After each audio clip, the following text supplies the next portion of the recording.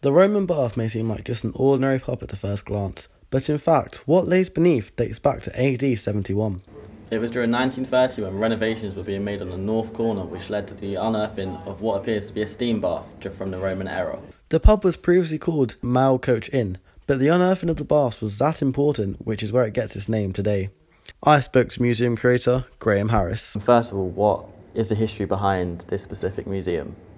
Well, it was actually found in 1929 when there was a big fire, and it did lots of damage, took the whole roof off the place. So they decided to dig for a bigger cellar, and that's when they found the remains that we've got down here.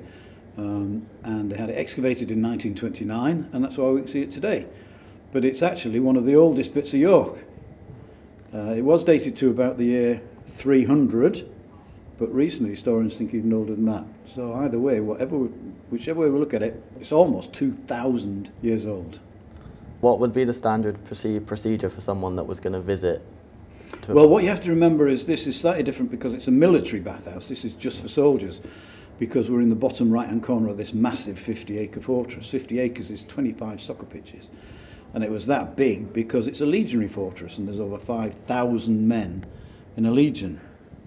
And what makes this different is it's part of their leisure centre. This is a military bathhouse. So what are the different parts of the bathhouse? Well, military bathhouses were no different to civilian ones. They're all set out to the same plan.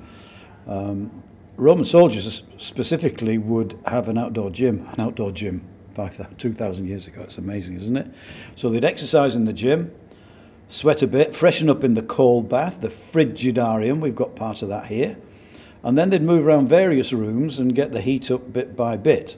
So the next room would be the tepidarium. We get the word tepid from that, which is a bit of a hint. The warm room.